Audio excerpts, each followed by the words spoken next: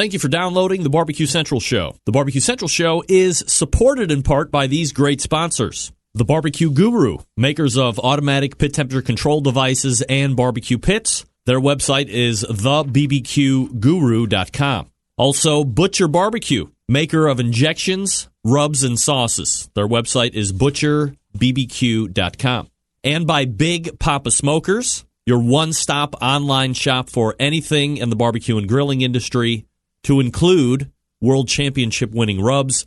Their website, bigpapasmokers.com. And by Cook Shack, maker of pellet and electric cookers. You can visit them at cookshack.com. Also, Chop's Power Injector System. 3 different size injectors to choose from. Find out more at barbecuekansascity.com, and that's barbecue, BARBEQUE. And by Pit Barrel Cooker, one of the most unique and versatile cookers out there on the market. Visit them at pitbarrelcooker.com. And by Smithfield, the biggest name in pork, bringing you great opportunities this barbecue season. Get smoking with Smithfield and their grant program and committed cooks program. Learn more at smokinwithsmithfield.com. And by Green Mountain Grills, some of the finest pellet cookers on the market. Their website, greenmountaingrills.com. Also by Cookin' Pellets, manufacturer of wood pellets to fire wood pellet cookers. Their website is cookinpellets.com. You can also purchase on Amazon.com as well. Hello, this is Jenny Bell from Clarington, Ohio, and I'm listening to BBQ Central. So to get that perfect barbecue, you use wood. Are you sure it's safe? Whatever. We put the lighter fluid on, strike the match, and oh! Should we call the fire department? That might be a good idea.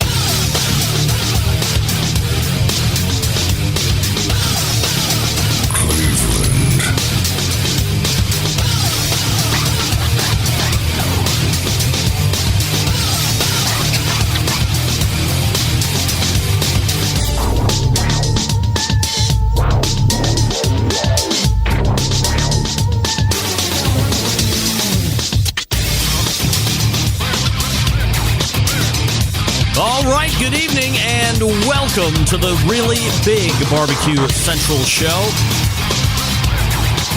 This is the show that talks about all things important in the world of barbecue and grilling. We're broadcasting live and direct, as we do each and every week, right here from the Rock and Roll Hall of Fame city of Cleveland, Ohio. It also happens to be the barbecue capital of the North Coast. I am the non-aforementioned host, Greg Rempe. Happy to have you aboard here on a Tuesday evening. Lots of stuff to get into here tonight, but before we do that, if you want to get in touch with the show, this is how you do it. You can get in touch with the show by calling 216-220-0966. Email Greg at thebbqcentralshow.com. On the Twitter and Instagrams at BBQ Central Show. Anything else you want to find out about the show can be found at the main website, thebbqcentralshow.com. And here's what's happening in case you didn't get the newsletter. Coming up in about 12 to 13 minutes from now, it seems that the parade of barbecue legends continues week after week here on the BBQ Central Show. And the first interview segment will not disappoint when we use the term barbecue legend as well. You would know him from the competition scene.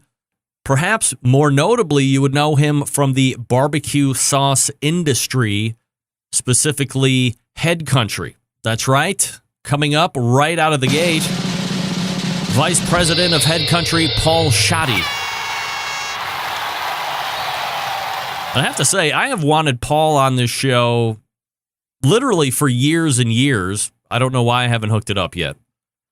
But that ends tonight. So in about 12 minutes from now, we'll get Paul on the show. We're going to be talking a lot about Head Country and the success of that sauce and who's using that sauce. And then if you didn't know, Paul is quite the accomplished pitmaster as well. And we'll talk to him about the state of competition barbecue, his background in barbecue. And a special thanks goes to Doug Scheiding for helping get this one set up. So I appreciate you, Doug, as always. And then we'll cruise on over to the 9:35 segment, and joining me there is the creator of theAnother Pint Please blog/website, Mike Lang, will be joining me.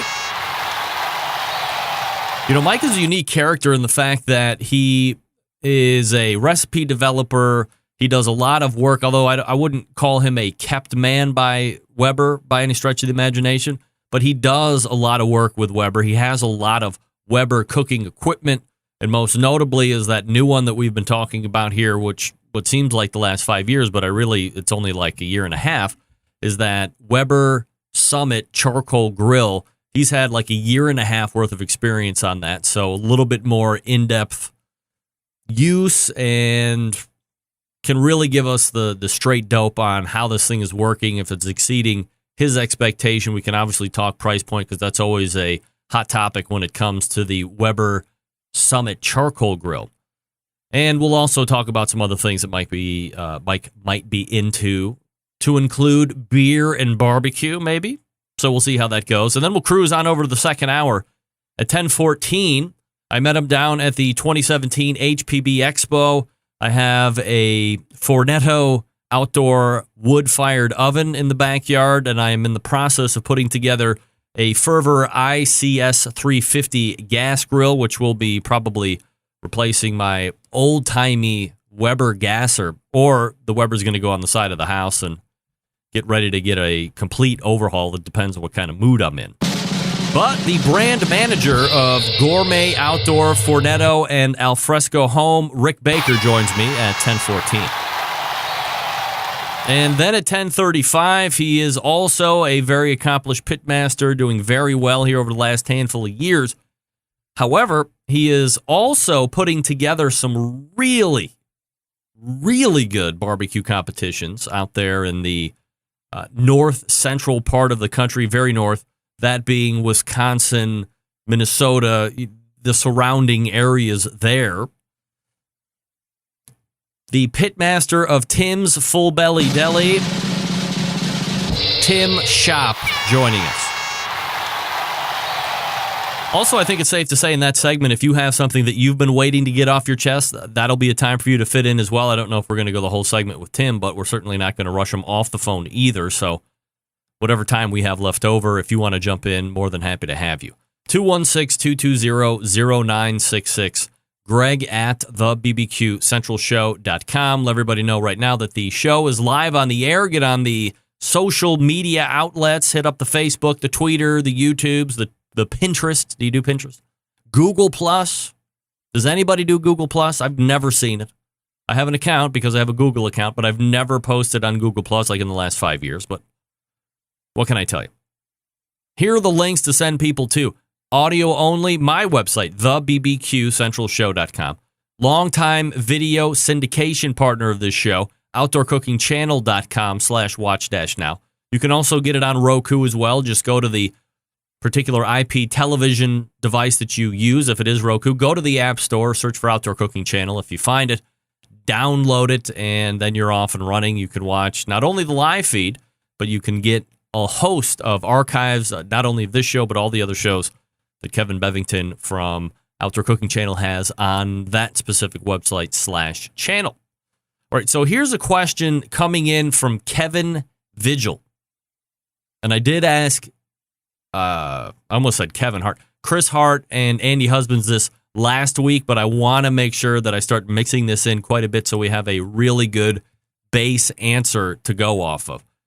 And it says this: Greg, I have a question that I would like to ask your listeners. What is the definition of a quote-unquote pitmaster? Is it someone who cooks on the weekend? Is it a professional barbecuer on the competition circuit? Can you be a pitmaster if you use a pellet cooker, or do you need to sit and tend the smoker? Thanks in advance, and if you pose this question to all the Centralites, I certainly appreciate it. And you're welcome, Kevin. Thank you for writing in.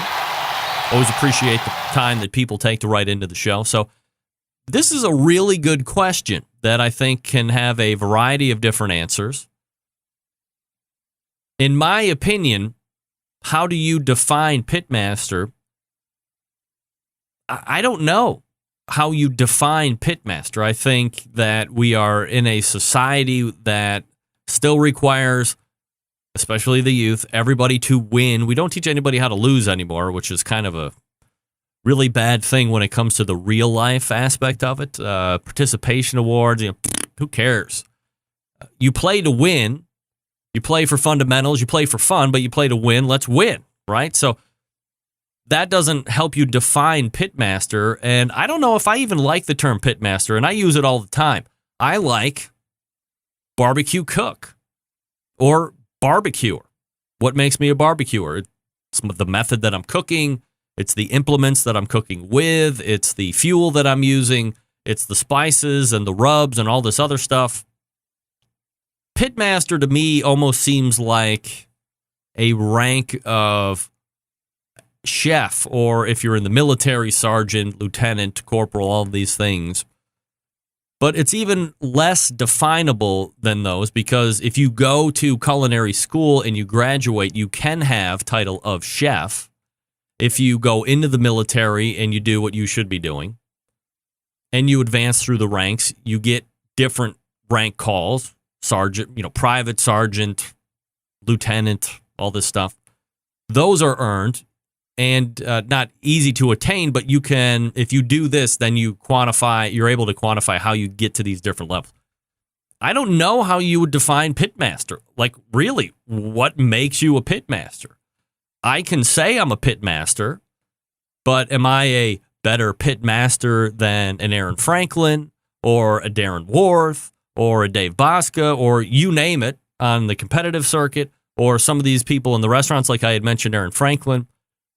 There doesn't seem to be a definitive way to define pitmaster. And I don't think it has anything to do with the fact that if you cook on a pellet cooker or not. I mean, certainly, I believe one should really grasp the skill of how to build and maintain a fire over a long period of time, because to me, it's fun. I think that it's a skill that you can use not only when it comes to cooking, but if you ever got stranded outside, you would be able to build a fire and maintain a fire. So I think that's a skill you want to have, but I don't know if that makes you a pitmaster or not, because in the end, if you can get a fire going and you're able to maintain it and you still turn out a crappy product, you haven't hit all those keys. So maybe we can put together a definition of pitmaster, or maybe we can just leave it out of the lexicon going forward altogether. Like I said last week, everybody needs a label anymore. Come on. All right, folks, grilling season is officially open for business, and the place to head for all of your barbecue and grilling needs is Butcher Barbecue. Certainly, we know that Butcher's carries a great selection of barbecue products, but their portfolio of grilling items continues to expand as well. You've heard me talk about grilling oils for a while now, and I believe these products will change the way you cook forever. These items are shelf-stable, do not require refrigeration like the other butters do. And with a grilling oil, all you need to do is leave them by the stove or take them out to the grill, use as needed. Need a butter kick? Use butter flavor. Want a chipotle kick or a steakhouse kick? They got those flavors as well, and here's how I use them. The flavors aren't aggressive, so you can build layers of flavor as you flip. Flip the meat, little grilling oil, do it again, add the grilling oil. When I take the steak or burgers off the grill, I hit them with a light layer of grilling oil, and off they go to the table. Perfect. And because, again, they're shelf stable, they're never out of sight, out of mind. That's the worst thing that could happen.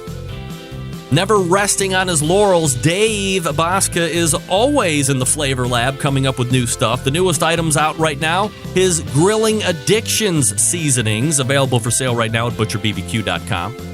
Got to try those Grilling Addiction seasonings. Lastly, Dealers Wanted. If you currently own a barbecue and grilling supply store and you don't carry the Butcher's Barbecue lineup, what are you waiting for? And I can't believe you don't. Hit up butcherbbq.com and request info on how to become a dealer for them today. Not only will Dave thank you, but your customers will reap the rewards by getting these fine products in their hands to try for themselves. These products are extensively tested both in the backyard and on the competition trail, so you know they're going to deliver the goods when it comes to taste and all that other stuff. Head on over to butcherbbq.com and check out all of the products. You'll be certainly happy that you did. Again, that's butcherbbq.com. That's butcherbbq.com. Butcher's Barbecue. Always trust your butcher. All right. Paul Schatte coming up out of the break. Very excited for that. Stick around. We'll be right back. You're listening and watching the Barbecue Central Show right here on the Barbecue Central Networks.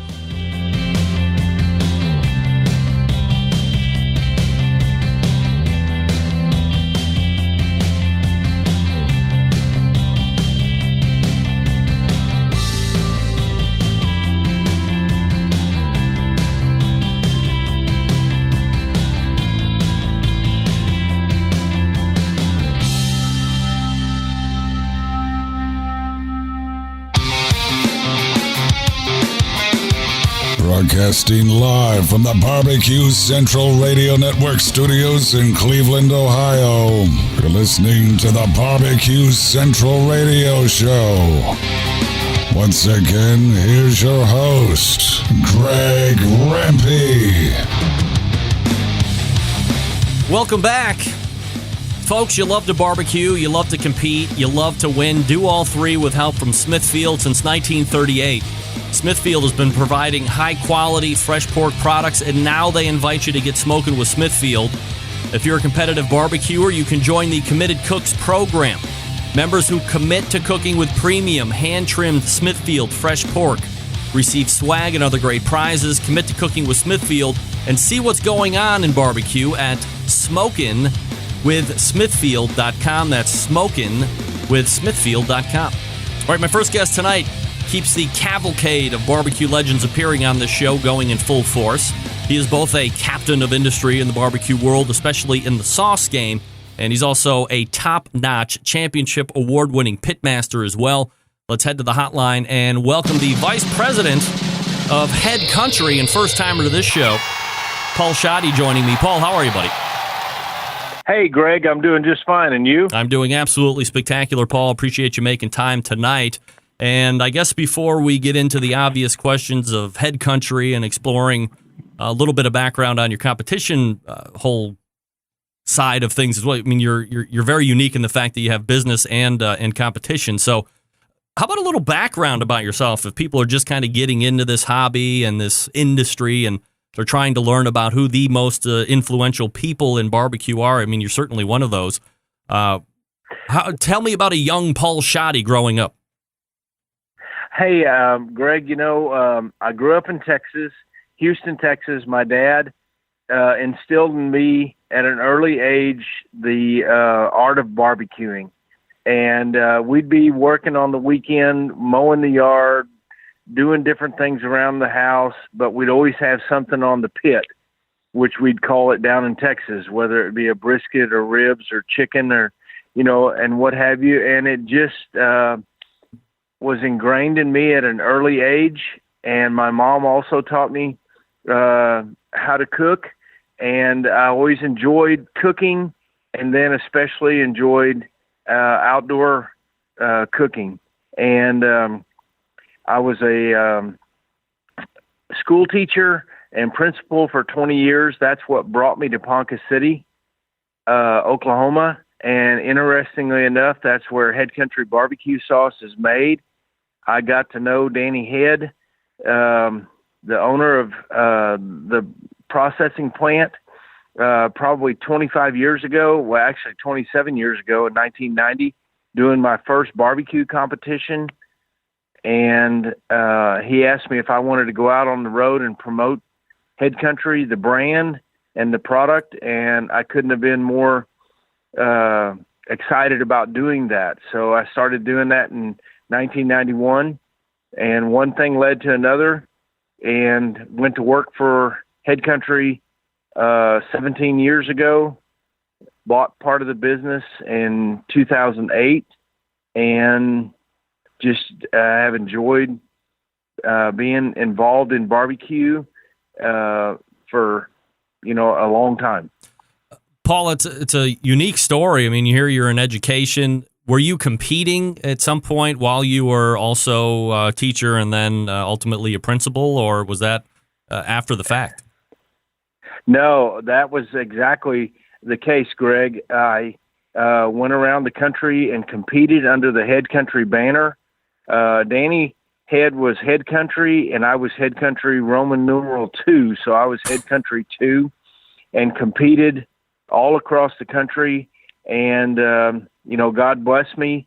I won numerous competitions, happened to win the Jack Daniel's World Championship in 1994, and just have had a tremendous amount of fun doing what I've learned from early on.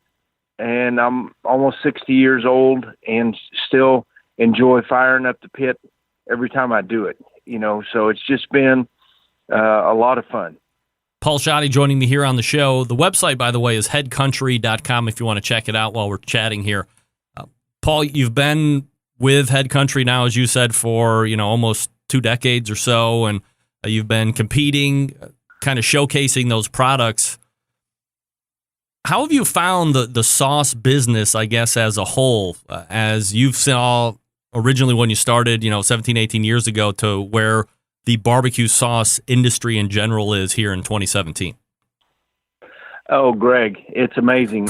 When I met Danny in the early 90s, he showed me a sales sheet for barbecue sauces that a buyer could select from for putting barbecue sauce on the shelf. And there were 57 barbecue sauces on that sheet of paper. And today there's well over 1,000. And I would challenge myself as well as anybody to find another category in the grocery market that is more competitive than barbecue sauce. It is, for everyone that is there, there's 10 more wanting to take your place. So you've got to just market your product very well and work hard. But on the other hand, Head Country is a very unique barbecue sauce. Tastes great. This month, June, we turned 70 years old with our original barbecue sauce, and we make the barbecue sauce the same way today as we did in 1947, with the exception that we took anchovies out of the Worcestershire so that we can claim an allergen-free barbecue sauce. But if I gave you a taste of Head Country with anchovies and without, you wouldn't know the difference between the two. So we have the same quality product today that we did 70 years ago. Paul, you mentioned, back in the day it was 57 sauces on a sheet for people to choose from. Now it's, well over 1,000, maybe even more than that. When you look at, not to make weird comparisons, but when you look at, for instance, professional basketball, and you have kids coming out of college earlier and earlier, some right out of high school, there's always talk of the dilution of the talent pool. Can something similar be correlated to barbecue sauce when you had 57 of those originally, and now you have what seems to be a billion? My grocery store has half of an aisle that is specifically dedicated to barbecue sauces, and that wasn't the case even 6 years ago where I'm at here in Cleveland, Ohio. So is there a potential dilution of talent when it comes to barbecue sauce, do you think? Yes, Greg, I think that there can be, but that's where Head Country shines, in that we stay true to our formulation, and we refuse to say, dilute the product down, make it cheaper, put more money in our pocket. We want to please the customer because it's all about the dining experience. You're in the backyard sweating to produce a good grilled or barbecue item for your family and friends, and then you put a good glaze, which Head Country is, or a condiment on the table, and it just creates another layer of flavor for people to enjoy. So we refuse to change that dynamic taste that's brought us to where we are. Paul Schatte joining me here on the show, Vice President of Head Country. Again, the website, headcountry.com. Paul, how has the company, in your estimation, been able to continue to stay relevant over these last 70 years or so? And I guess, in other words, how do you think, or what do you think are the key factors to the continued success of the Head Country brand? Staying true to our formula, telling a real story, getting in front of buyers, and encouraging them to look at who we really are to help them make their stores successful as well. We get behind a lot of donations, a lot of charity events. I got one today again that we've been involved in for over 10 years, and we donate barbecue sauce to their event, which helps make them successful. So they're a shining star in their community. And, we feel good about all those things. And it just, it's an overall dynamic. We talk about where America comes together around Head Country, around barbecue sauce. And it works. It's not fake. It's real. When I talk to people, and I do international business as well, I like to say outdoor cooking is the oldest method of cooking known to mankind, but Americans have made barbecuing and grilling what it is. And so when I go overseas, they want to know, tell us about barbecuing, outdoor cooking. You guys have made it so successful. What is it like? And it's just a joy to, reveal the secrets that Americans have perfected. And so we tell that same story to everybody and just get them involved and excited about barbecue. Paul, when the original sauce comes out, what's the time frame or what's the genesis of other flavors getting added into the portfolio, and when do you decide that the market will bear yet another flavor? That's an interesting question, Greg, because the original barbecue sauce in Oklahoma sells, close to 60% of the category. So it's a phenomenal thing in that realm when you're competing against major national brands that we outsell those. And so you just have to continue to poll and look at people and ask, what are you looking for? Are you wanting a different flavor? And we've come out, we've got 6 flavors now. The original hickory smoke, hot and spicy, chipotle, an all-natural, an organic, and an apple habanero now. And so you just have to continue to look at the market. What's the right thing to do? Can you cannibalize your own brand or possibly, or do you just keep getting that niche out there so you're competing with whoever else is out there? Maybe they come out with something different or unique, and so then you may have to mimic that and say, okay, try ours. Because, again, we're not going to put our name on something that's not representing the brand overall, and we feel like we're doing that. Paul, from a retail standpoint, obviously you have a website presence where anybody could go online, order what you needed, and it's shipped to you. But how many brick and mortars are you in? Is that a facet of the industry that you believe in and that you continually try to grow? Oh, sure. You have to look at that, and we look at data that shows where we are in the marketplace. And what's interesting about that, Greg, is that we are a relatively small company, 35,000 square feet company in Ponca City, Oklahoma. We make an average of 6,000 gallons of barbecue sauce a day. We rank number 10 in the country. And our distribution is a little bit less than 12%. So we have a small market share in the country, but we rank number 10. And we hang our hat on that, but we also don't look at, okay, we're satisfied, that's good, because there's somebody behind us that's always ready to come and, take a bite out of where we are. So we constantly look at what do we need to do to get to number 9 or number 8, because again, going back to that competitive nature of everybody, you just got to really watch what's going on. Paul, when you think about competition barbecue, there's 2 sauces that come to mind. Obviously, Head Country, and especially for the guys that are out there in Oklahoma, there was the old saying that all the guys in Oklahoma do so good all the time because, A, they know how to cook, but then they use Head Country sauce to finish it off, and that's what wins the judges. The other one is Blues Hog, which everybody obviously knows about too. It's you and Blues Hog.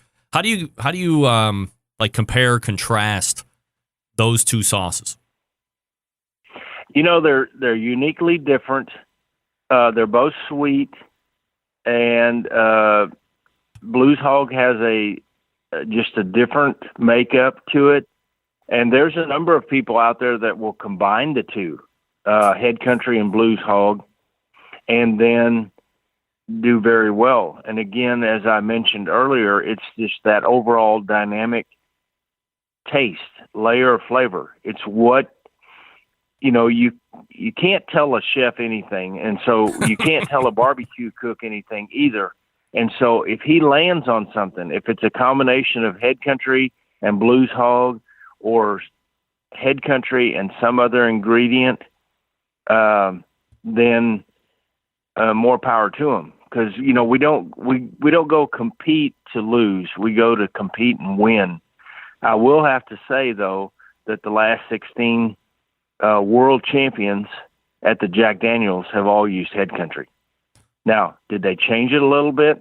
I don't know, but I know for a fact because they've told me that they've started with Head Country barbecue sauce as the base, and then maybe added honey, Blues Hog, what have you. And so it's been enjoyable to be a part of that ride, for the last 16 years.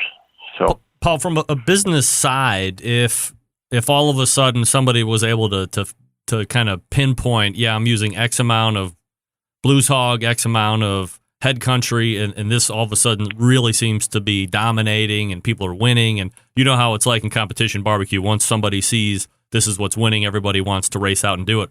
Would you be open to some kind of a conversation with Blues Hog about putting together a specialized competition sauce, or is that almost a little too keeping your friends close and enemies closer, if you will?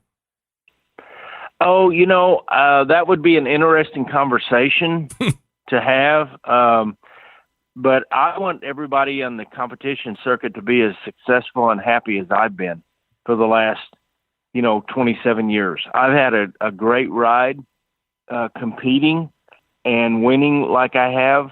And there's nothing more exhilarating than getting your name called as grand champion.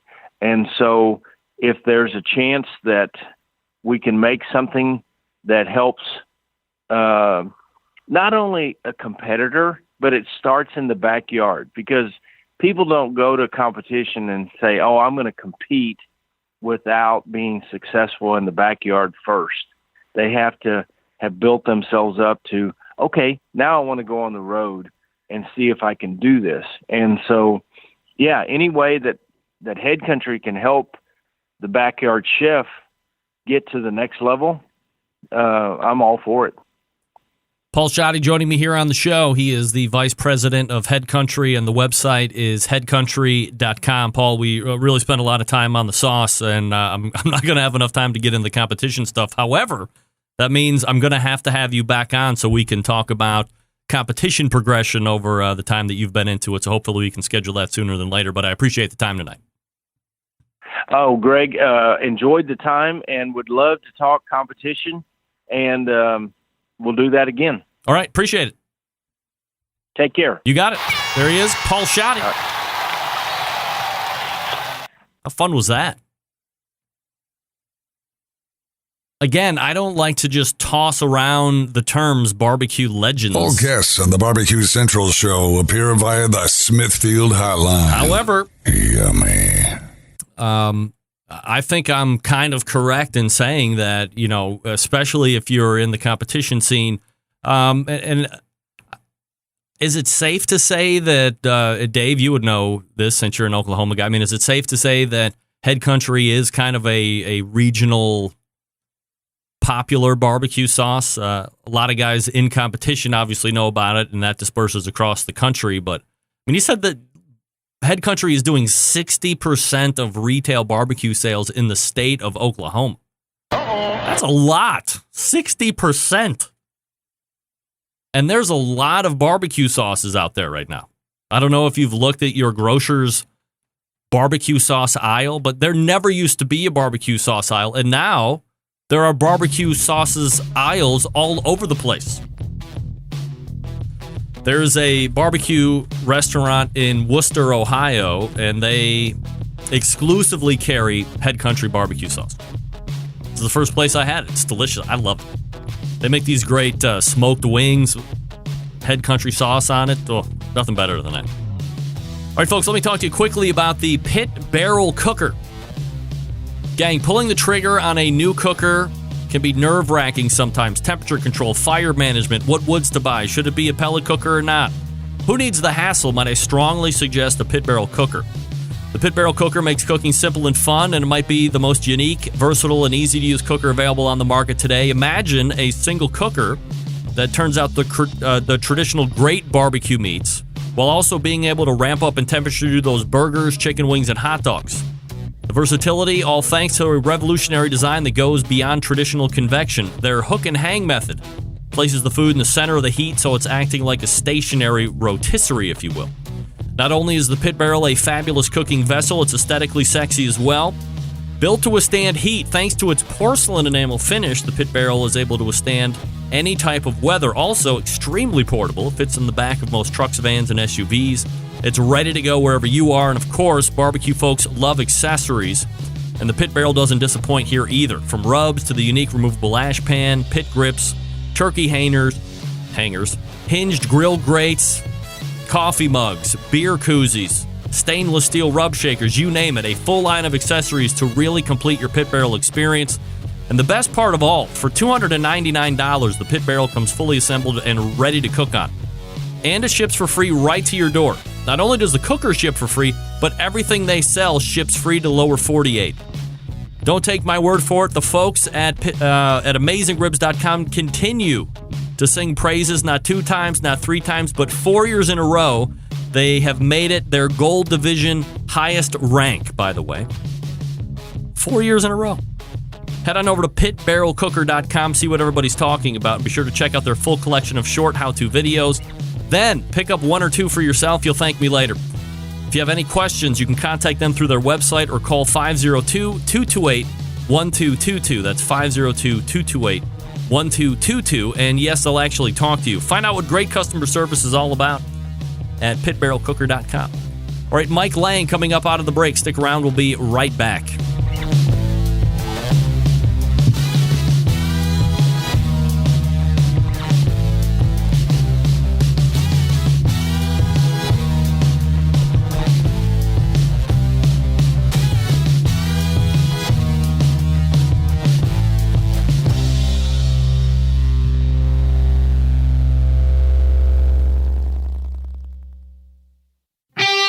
Ready to get on the air? Call 216-220-0966.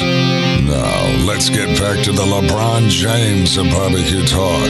Greg Rempe. All right, welcome back. This portion of the show being brought to you by Green Mountain Grills, manufacturers of some of the best pellet cookers out there on the market today, and high-heat pizza ovens. If you're looking for a big cooker to house a lot of food, they got one for you. Medium size, got you covered there too. How about something to take on tailgates or camping trips? They got one too. Again, you got the pizza insert as well. They can also supply you with pellets to fire those cookers. Check them out at greenmountaingrills.com. That's greenmountaingrills.com. I love my Green Mountain Grill. Actually, I should say I love my Green Mountain Grills. That's plural now. You could love yours too if you just visit the website, greenmountaingrills.com. All right, my next guest is one of the most respected live fire bloggers out there today, doing quite a bit of work with the folks at Weber. Let's head to the hotline and welcome back the creator of theAnother Pint Please, or another one. Mike Lang joining me here on the show. Mike, how are you, buddy? I'm great, Greg. How are you? Absolutely fabulous, Mike. Appreciate you taking the time out to join me again. And I guess first and foremost, if we could just roll it back just real quick, a little thumbnail sketch on how you got into Another Pint, please. Yeah, I mean, it started off as a travel blog with a trip with my wife over to England. At the time, the phrase I was going to utter most, another pint, please. And from there, the title of the blog was born. Of course, when I got back home, travel was done, and quickly I enjoyed taking pictures of food. And next thing you know, I was taking pictures of my dinner in the backyard, and one thing led to another, and 10 years later, here we are. Wow. 10 years. Yeah, wow. I can't believe it. So, like, your blog and my show are, like, coinciding in age. How about that? Wow. A little simpatico. How about that? All right, so lately, Mike, you've been doing a lot of work with, if anybody follows you, you know, you're a huge fan of Weber, which I think most of us live fire guys are pretty big fans of Weber. I mean, you have obviously great quality, but to me, warranty number one. But geez, I don't know if you can find a lot of other companies that give you the customer service, the flat rate shipping, the help on. I remember the first time I had to do like a burner change, and the lady's like, "Honey, no problem. I'm gonna sit here and walk you through it. It's gonna be fine. Don't worry about." It's absolutely fabulous. I mean, you find the same things to be true? Oh, yeah, they're fantastic. And granted, I've got a special relationship with Weber in that I create content and work for them. But before that, you know, I was truly a fan. I mean, how many other grill companies do you see where people go out there to find old grill and restore them and still cook on them? And it's because of their love for that kettle. It's fantastic. Mike, talk to me about the work that you've been doing lately with Weber. And I guess because I'm the guy that always loves to draw back the curtain wherever possible. You know, you watch your video, maybe you see 60 seconds or 90 seconds of a whole finished thing, but it's got to be way more than that, right? And then there's the time that you put in to actually produce it and get it up on the internet. So talk to me about the work you're doing and then what it's like to actually make another Pint Please shoot. Yeah, it's pretty a detailed process. Like you said, you kind of scale it down to 60 seconds to not because anymore that's kind of what our span of attention is. Right. So the key for us then is to make something that's manageable, that's enticing, that you want to be able to go home and grill. And it's not only catering to those of us in the community that, you know, are grilling out every night, but also people that look at grilling as a season of a few months. They only want to go out and cook burgers. So, yeah, in essence, for 60 to 90 seconds, you're talking easily, depending upon the cook, 3 or 4 hours of actually shooting around the grill. And then from there, another 2 to 3 hours to edit it all down into its final package. So, wow. Even for the short rib taco video, which was the most recent one, believe it or not, there were scenes from that from 3 different days. And some of it's also because, of course, I screw up. But still, I also know our community is particular. And whether it's a charcoal issue or a gas issue, if you've got something that's just not right or not authentic or not real, someone's going to call on it. And our goal is to put always that best foot forward and make it as real as possible. Will you include the mistakes and like the extra realness of it all, or does that always manage to find its way on the cutting room floor? Because it would for me. Well, it depends. Sometimes there's some choice words that are spoken, which are usually, it's pretty funny, not always ready for prime time. But there's certainly some B-roll out there that has a few gems on it. Yeah, will you make like a bloopers reel and just kind of keep it and maybe watch it amongst family and friends? I will slowly add to it, let me tell you. Mike Lang joining me here on the show. The website, by the way, anotherpintplease.com, and you can find him on the Twitter at Another Pint PLS, which is short for please. One of the other things that I wanted to talk to you about, Mike, is the emergence of the Weber Summit Charcoal Grill. And you have kind of a unique perspective. You've been messing around with it, I guess, for the better part of a year and a half or so. But when it was originally unveiled, I believe it was a year and almost a half ago, a lot of people wanted to put it in categories and kind of call it the ceramic cooker killer, and I don't necessarily know if I agree that it was being put in the market to slay any type of a Kamado cooker per se, because they're kind of wildly different. Similar in the fact that there's insulated, but the Weber is dual wall insulated just with the air versus the ceramics, things of this nature. Obviously, the look is a little bit different. From your estimation, how do you see Weber approaching that market, and what do you think it's winning at, and is there anything that it's lacking at? Yeah, I can't speak specifically to what Weber's belief is, but what I do know is there was a niche to fill, and they filled it. And I was lucky, as you mentioned, to have contact with the grill before it was ever released to the public and start working on it and creating content and putting through its paces. And very quickly, I think it was about a year ago, I think we first talked about it. I was basically currently I've got 10 grills that sit on my back deck. And if I had to get rid of all of them, or we had a Southwest Ohio weather event move through and I lost 9 of them, the one grill I would want left standing is the Summit Charcoal Grill, because it really, it does it all. From a size standpoint, what is it going to, How much can it accommodate, I guess, or how much have you jammed on it? Well, think of this. Typically I've got 2 performers, and then I also have a 26-inch kettle. I haven't fired up the 26-inch kettle in a year, which I know is blasphemy to say. I haven't touched one of them, but I really haven't. I haven't needed to.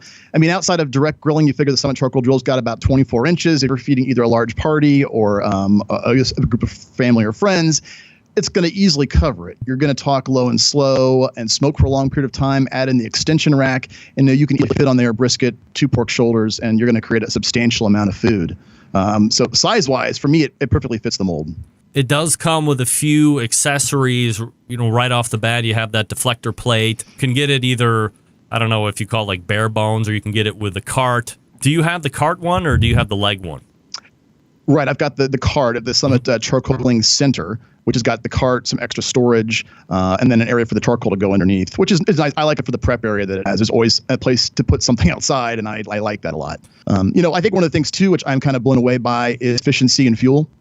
For instance, I smoked a Packer brisket over the weekend, and I maintained 225 for 15 hours. Wow! I choked it off at that point, done, and then I ended up firing it up again with the remaining briquettes down in the bottom, and got another 3 or 4 hours out of it. Wow! Off of simply up that bottom lower fuel grate all the way full of Weber briquettes, and to me that's phenomenal. How do you go about regulating the temperature? Do you do top vent adjustment? Do you do both top and bottom vent adjustment? What's the easiest way that you found? Yeah, I only use the top vent, lock the bottom vent in at the smoke setting, and then use the top vent to regulate from there. Years ago, and I'm sure I'm not alone in this, looking on the internet or any one of the great barbecue forums, is I actually manually needed areas to close that lower vent down to really smoke on a kettle. So I knew, okay, here's a half open, a quarter open. My charcoal grill's kind of taken that and moved it forward. It makes it much more easier. Mike Lang joining me here on the show. AnotherPintPlease.com is his website. Have you had any use of those Weber charcoal briquettes? I have. All right. So talk to me about those. I mean, obviously, it's a winning combination for Weber to be able to provide now fuel. I think before it was always Weber Grill, Kingsford Charcoal. They were married, and forever and ever it was just that's the way it was always going to be. And then Weber stepped out and said, hey, we have this better charcoal right here. So how do you find, I guess, how do they work separate and together? Yeah, to me, successful. Right away when I first got the little sort of non-scientific backyard test, like a lot of us have probably done, and I found out under my conditions that I was able to get them to burn hotter and longer than the briquettes that I typically use. So for me, it was kind of a no-brainer. I like the size of them compared to the traditional briquettes that I was using. I've used them now for, about 3 months, and I don't see myself going back. And I'm not just saying that to shill for the company. I say it because I believe it. How much is a bag of Weber charcoal, and can you get it anywhere? Does it have to be at a Home Depot, or is it a specialty thing? Actually, as of late, down here in Southwest Ohio, I've seen it at all big box stores, believe it or not, Lowe's, Home Depot, and even a Meijer I was in. So it's prevalent and it's everywhere if you see it. Yeah. How much bigger is the briquette compared to a competing Kingsford? Is it like 2 times the size? Without getting scientific, I would say about 1.5 to maybe just under 2 times its size. Yeah. Wow. And then ash production, or the ash it leaves, is it comparable or less than what you would think? I think it's less ash. What I like though too, it seems to burn cleaner. I don't have as much ash to pick up, in other words, when I'm all said and done. But also what I like, especially using the Summit charcoal predominantly, is I just choke it out. Finding myself using that process was using other briquettes. You're Southwest Ohio, I'm Northeast Ohio, North Coast. I have seen a incredible expansion in barbecue restaurants up here, I would say within a good hour to 2 hour radius. So that puts us almost down to the Columbus area. I was just there this past weekend, and City Barbecue has been here forever and ever, and I really haven't seen a lot of, or heard a lot more of stuff coming into the Columbus area, but up here in the Cleveland and the little outlying areas, it seems to be growing, and some hit, and then they peter out and go away, and there's probably 3 or 4 right now up here in the greater Cleveland area that I would feel very comfortable recommending to people if they were coming to visit. What about in your neck? Yeah, I'm lucky to actually have some really good local non-franchise barbecue spots close by. But certainly we've seen an uptick in barbecue down here as well. And a lot of real small up-and-comers that want to smoke meat and bring their own pit magic to the masses. And it's happening and being well received. Are you in Dayton? I am. Okay, and you're a police officer by profession, correct? Yeah, 20 years plus. Yep. All right, so there is the Dayton. I'm going to totally lose everybody on this question, but I have to ask you. A year ago, I was at Dayton for a volleyball tournament down at the convention center. And if you're walking towards, is it Oregon Street or Oregon Park, whatever? There's a place. Yeah, the Oregon District. There's a place as you're walking from the convention center to the Oregon District that's a barbecue place. Have you ever eaten there? You know what I'm talking about? I do. I've walked by it probably a million times. I've never stopped in. I'm usually going from one to the other, so don't judge me. Oh, no. I mean, the only reason I probably didn't stop was because it was like 10:30 in the morning. They just weren't open yet. But I was like, I mean, it's a crapshoot. I'm looking at it going, this would either be really good, or the other part of me is going, it's Dayton. It's probably got to not be really good. But didn't get a chance to try it either way. So, I'm not saying. But do you continue to see more and more of an interest in live fire down in your neck of the woods? I do. Whether just through my outreach with friends in the community for things I do, there's certainly a never-ending interest in what's happening. It seems like grilling demos are becoming a pretty common thing anymore. And everyone likes, especially this time of year, which I know summer, but people want to be outside and they want to do something different at the grill, whether it's actually learning to barbecue or simply a different way of a steak or a chop or using lamb for a change out of pork. It's definitely things that it's increasing. You can find Mike Lang at anotherpintplease.com, shooting great video, high quality videos, I might add.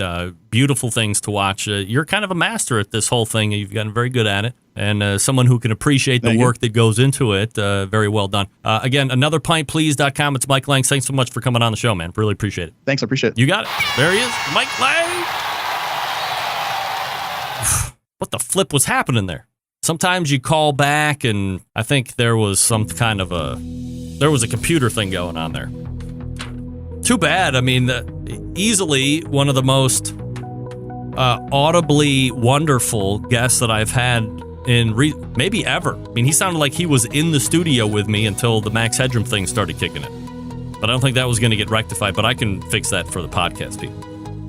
Thanks again to Mike Lang from Another Pint Please. All right, folks, let me talk to you about the longest running sponsor of the show, located in Warminster, Pennsylvania, the Barbecue Guru. Gang, if you've been thinking about automatic pit temperature control devices for your cooker, stop here. This is the company that started it all. They are the creators of this technology. Why are you going to buy from any other company? Not familiar with how these little beauties work? I don't get into the minutia here, but imagine a product that allows you to set your pit temperature, and once set, keeps it running at that temperature all the way through the cook. Sound too good to be true? It's not. It's real life. You can take advantage of this technology right today. Why? Because maybe you're a busy working professional, or perhaps you're constantly on the run with kids doing errands, and quite frankly, you just don't have the time to set around and tend pit temperatures. I get it. The Barbecue Guru allows you to throw on a pork butt, a brisket, a couple slabs of ribs, or all of that, and you're off to do whatever it is you need to get done. And the Guru maintains that pit temperature you set it at. You got 4 different models to choose from right now? We have some new products that I was talking with Bob Trudnak about here the last day or so that we're getting ready to introduce. So really looking forward to that. If you want an easy point of entry into pit temperature control device-edness, for $130, the Party Q is the place you want to go. Easiest point of entry, as I just said, runs on AA batteries, completely self-contained, can go from a bullet-style cooker to a kettle-style cooker to a Kamado-style cooker. It doesn't get better than that. Do yourself a favor, head on over to bbqguru.com, check out their products, and if you have any questions about what to order, call them directly. Don't guess. Oh, please don't guess.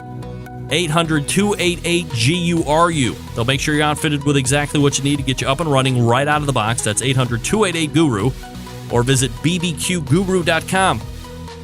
All right, we're back to wrap up the first hour right after this. You are listening and watching the Barbecue Central show right here on the Barbecue Central Network. Stick around. We'll be right back.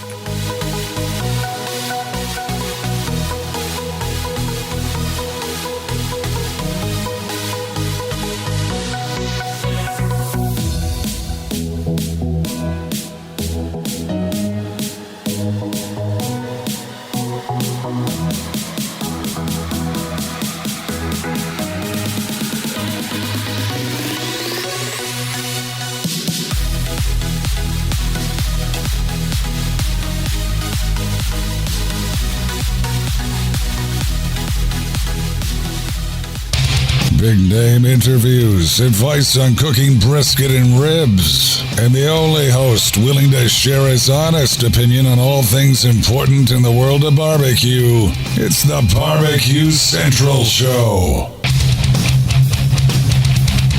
All right, welcome back. This portion of the show being brought to you by CookingPellets.com, your number one source for quality wood pellets for all your pellet-driven cookers. You can visit cookingpellets.com for more information or to purchase. You can also visit amazon.com to purchase as well. Don't forget to download the Cooking Pellets app. You'll be alerted to special shipping deals, a bunch of other stuff as well. Check out all their products. Come on now. cookingpellets.com. Chris Becker's a beauty. If you ever get the chance to meet Chris Becker in person, he's a card, that's right. All right, thanks again for Mike Lang for joining me this past segment. Not sure exactly what the audio deal was there. However, I am not too worried about it. Why? Because we'll get it figured out in the next time. He's going to sound like he's right here in the studio with me. He had a real microphone. He had a nice camera going on. A lot of things that were really good. A lot of things that are really good about what he was doing as a guest. Some of you people could take notes on it.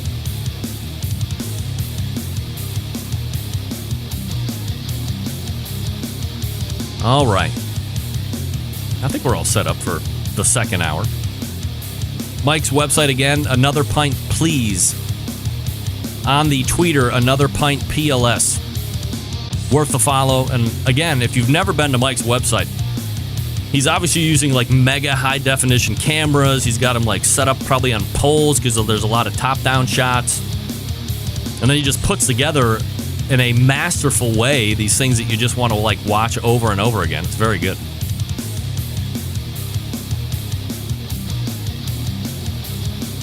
Let me see here.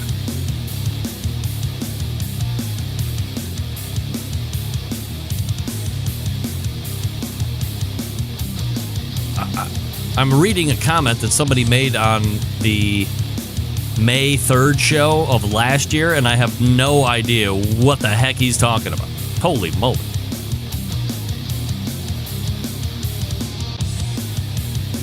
John Dawson saying that the digital stutter is pretty impressive. I agree, John.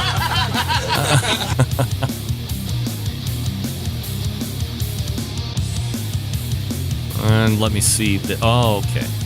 That's for softball this coming. I'm going to be in Toledo this coming weekend if everybody wants to hang out at the softball tournament in Maumee. Come on. Who's ready? Well, summer's coming because it's getting really hot in here. And it's not even 90 degrees outside like it's going to be in about a month from now. So I got to figure a way to get air conditioning in the studio before I literally sweat to death and pass out. You can't see it, but there's a bead of sweat running right down there in the shadow. I got to keep my head turned so you don't see it. Very unprofessional. Makeup. All right, we're going to step away here, reload for the second hour. A couple good interviews coming up. Got some thoughts to share with you here at the top of the second hour. You're listening and watching the Barbecue Central Show right here on the Barbecue Central Network. Stick around. We'll be right back.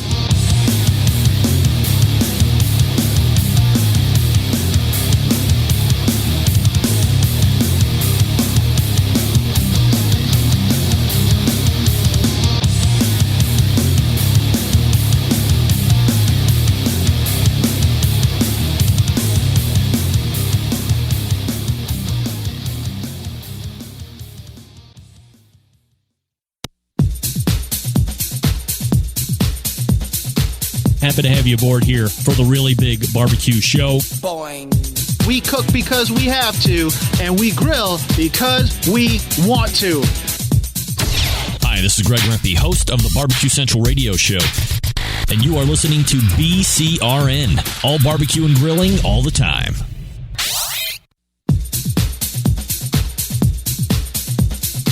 Happy to have you aboard here for the really big barbecue show. Boing.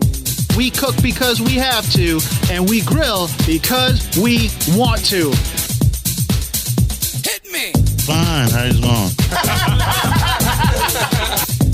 You have a great show. I'm a big fan. Boing. So what seems to be the problem here? This man looks like he's dead, and he's in the crackle. Charbono! It's all about the Charbono, dude! Succulent fish! What? He ate 2 feet or wiener. Oh, listen, Lavernius, shut your face. I'm shaking like a dog shit peach seeds.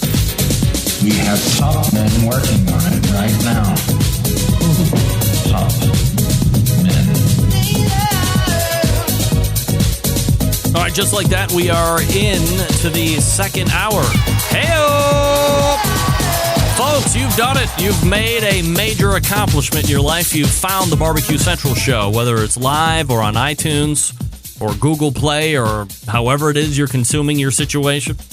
This is the show that talks about all things important in the world of barbecue and grilling. We're broadcasting live and direct from the Rock and Roll Hall of Fame city of Cleveland, Ohio, the barbecue capital of the North Coast. And you can get in touch with the show, although people rarely do it through phone calls. But if you are interested in trying that out at some point tonight, here's how you do it. You can get in touch with the show by calling 216-220-0966. Email Greg at the BBQCentralShow.com. On the Twitter and Instagrams at BBQ Central Show. Anything else you want to find out about the show can be found at the main website, theBBQCentralShow.com. Is that still recording? I can't tell. I think it is. It's like I don't want to hit the... Yeah, okay, it moved. You know, you never want to go ahead and hit the stop button because that'll just ruin everything. All right, folks, still to come on the show tonight, Rick Baker from alfrescohome.com, carrying the Fornetto and Fervor brands. That's about 12 minutes from now, and then helping me close the show tonight, Tim Schopp first, and then if you guys want to jump in at some point, you're more than welcome to do that, 216-220-0966. Scott Shimano asking, can I get a birthday shout-out to Michael Del Campo? He's 9 years old. 9. Yeah, okay, Does he have 9 pieces of vinyl? Happy birthday to Michael Del Campo.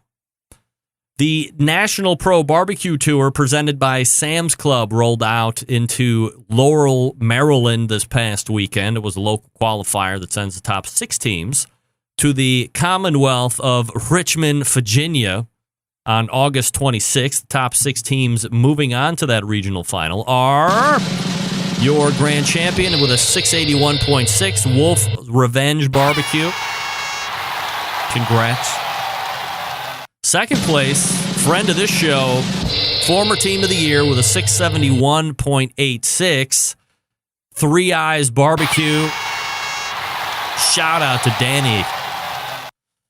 Number 3, Old Colony Smokehouse with a 670. Fourth place, Life is Good, but Barbecue is better with a 670.1. Fifth place, I'm guessing it's either Pavoni or Pavone Brothers Barbecue with a 686.4.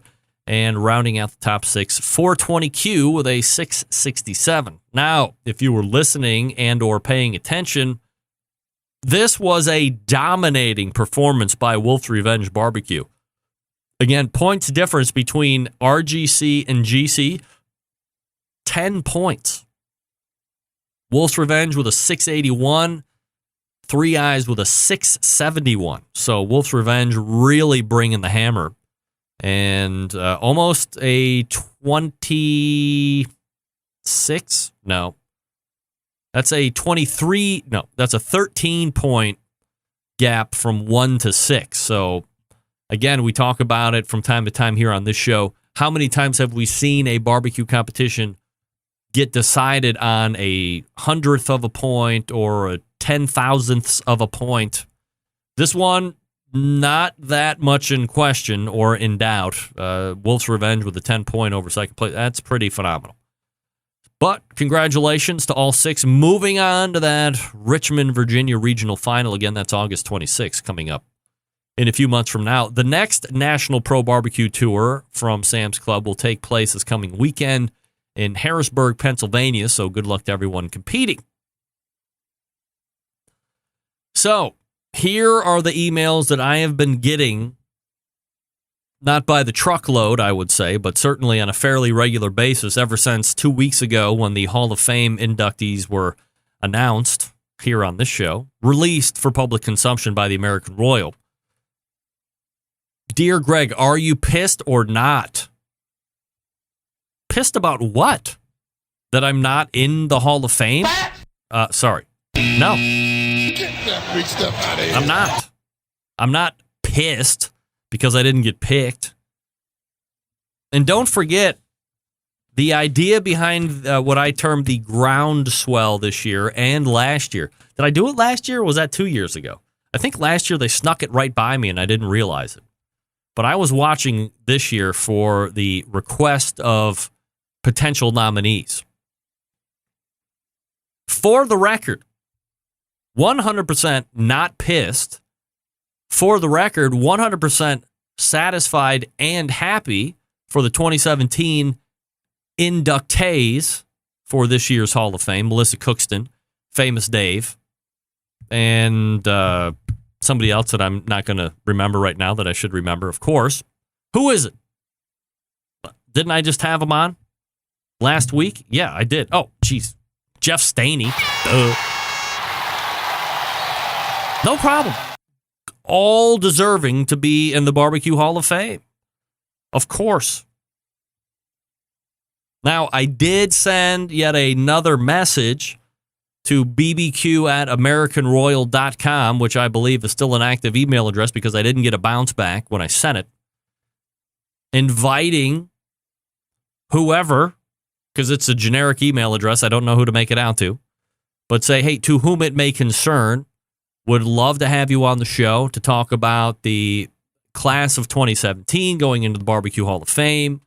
I'm more than happy to talk. Would also love to talk about how you're getting suggestions, how those suggestions are whittled down, what kind of a conversation is taking place. Now, to this time, no response back. But again, here's what I would like to know. Here was my impetus on wanting to have all of you get me into the Hall of Fame this year. And it's not to be in the Hall of Fame. That may or may not ever happen, and it does not validate me as a internet host if I get into any Hall of Fame. What I should be getting on every year is the Talkers Top 50. That's what I should be on. But I'm not on that either. So trust me, the skin is thick, especially wounded up from the day job. So not being answered or getting told no, it happens all the time. Here are the key points that I want to continue to press out there because I think they're very important when you talk about halls of fame. The best of the best, right? Number one, who makes up the Hall of Fame voting committee? Isn't this something that we should be fully visible on? It should be completely transparent. This should be listed on the American Royal website. Here's the Barbecue Hall of Fame voting committee. Boom, and they're all listed. I have no idea how many people that would be. Could be one, could be 100,000. Who knows? Number two, who gets to vote? Is it just the people that are deciding who's going in? Are they one and the same? Is the Hall of Fame voting committee the same as people who get votes or get to vote? Are they separate? Want to know that? Number three, how does the voting process work?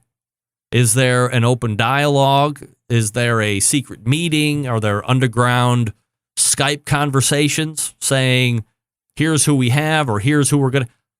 How do you even consider who's going to be solicited or up for nomination? Or do you just throw everybody in a pot and see how it works out? What are the conversations being had on why or why not somebody gets in? Next one, how are the nominees generated besides soliciting? Because soliciting nominees means it's a potential popularity race, which also may prove that I'm not very popular since I'm not in. Second to last, the criteria used to measure the nominees and if they are worthy or not, which is really big for me. Like, how do you decide who gets in and who doesn't? What are the criteria? Again, should be posted, should be measurable, and completely transparent. And then finally, the Guy Fieri issue. Pulling at the very integrity of the Barbecue Hall of Fame. That he's in there pulls at the very integrity. Which I had said that if I was in this year, or it goes for next year, I will make a great induction speech, which you can count on. And then, secondly, the first order of business. And of course, when you say, I don't mean to offend you, the next thing I'm going to say is bound to offend somebody. I will make it my first piece of business to try and get him out of the Barbecue Hall of Fame. And rightfully so, I might add. Guy, come on the show. Let's talk about it. Everybody tweeted Guy. All right, folks, let me talk to you quickly about Big Papa Smokers, the one-stop shop for anyone interested in barbecue, featuring a comprehensive selection of American-made grills, spices, sauces, accessories, even a kit that gives you everything you need to make a world-class smoker out of a 55-gallon drum. BPS has banded together with fellow California-based rub company Simply Marvelous Barbecue to form the West Coast Offense. It's defying conventional wisdom. These are two California-based rub makers that have cornered the market on competitive barbecue. They've even created two unique competitions. King of the Smoker, that brings the best in barbecue, in a head-to-head, back-to-basics competition. King of the Smoker unique in the fact that contestants can't use any electric devices, pellet cookers, or pit minders. They have to use charcoal, wood, and their wits to try and win one of the most high-stake barbecue competitions around. The other one is the Guinea Pig. That's a cost-controlled event that helps bring in newcomers to the world of competitive barbecue. It also features prize distribution all the way down to 10th place in each category. That helps provide incentive to get new competitors in the world of barbecue and keep the savvy veterans. Everybody wants some money. On top of that, Big Papa's created the unique brand ambassador program called the BPS Elite Team, featuring 15 of the best competition teams in the country working together to promote camaraderie, competition barbecue, and to benefit children's charities across the U.S. Keep in mind, what are we talking, like 6 years of being in the biz? Turning the competition barbecue world on its head, creating their own unique competitions, becoming a staple of a nationwide restaurant chain in BJ's Restaurant and Brew House, and most importantly, benefiting children's charities across the U.S. This is just the beginning still for Big Papa Smokers. The website, bigpapasmokers.com. That's bigpapasmokers.com. And we are back with Rick Baker from Al Fresco Home right after this. Stick around. Be right back.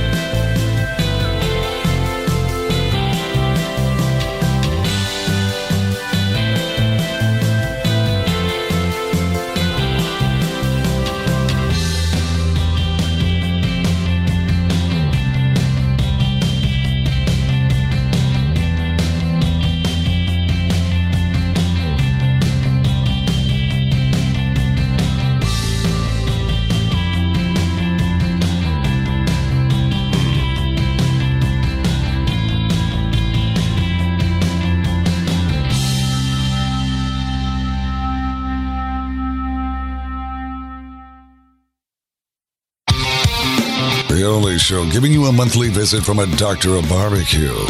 A man actually named Meathead. The author of a barbecue Bible. Bloggers, reviewers, competitors, and manufacturers by the dozens. It's the Barbecue Central Show. Once again, here's your host, Greg Rempe.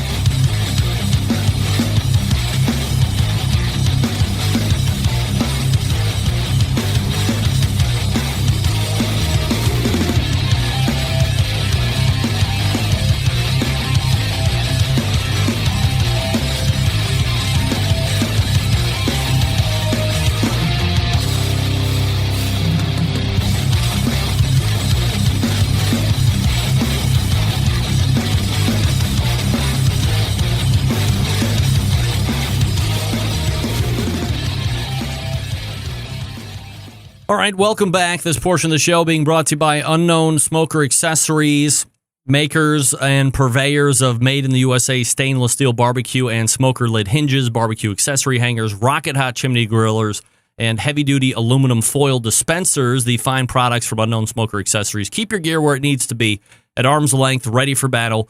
By the way, the rocket hot chimney griller is also available for sale at bigpapasmokers.com, so you can get it at both places. Of course, all the products can still be found at unknownbbq.com/shop.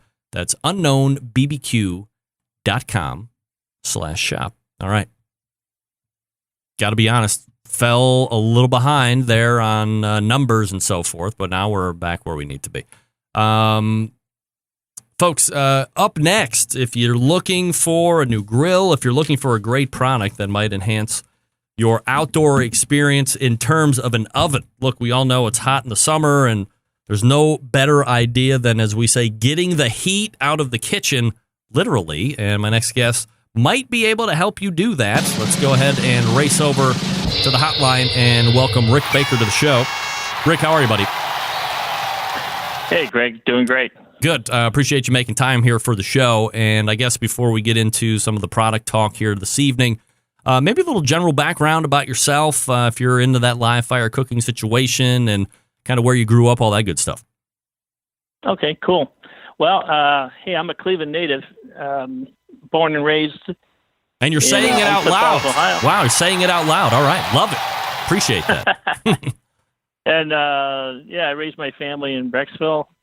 Kids went to school there. And about 11 years ago, I moved to Florida. So I'm now a resident of Florida. And I come back to Cleveland as often as I can, and except in the wintertime. But that's general background of Cleveland. I started my career in the restaurant industry. While in high school, I worked for actually a couple of restaurants that are still in business in the Cleveland area. I won't give away my age. But they're still in business, and it got me into the food. And, to me, it's all about the cooking and the end result that makes it happen. It's being outside, being with friends, outdoors, and the experience. And, that's kind of the nutshell of it. Greg, I can get into more, just whatever you want me to say. I'm glad to say it. From a live fire cooking standpoint, it seems like, when you grow up in this part of the country, it seems like you're two different ways. You're either in a family that is used to being out by the grill or doing some type of a barbecue, or it's almost like a foreign entity. Were you from, or which side of the fence was your family? Well, our family, we did everything at home. So home cooked meals every night. That was the way it was when we grew up. And, of course, being outside when friends and gathering and family came over, it was always cooking outside on the grill. So typical Cleveland stuff that you do on a nice day. Rick Baker joining me here on the show. He's the sales and company brand manager for Alfresco Home. And the website, by the way, is alfrescohome.com if you want to check it out here while we're talking. Rick, talk to me about how you originally got started with Alfresco, and then we'll get into some of the products.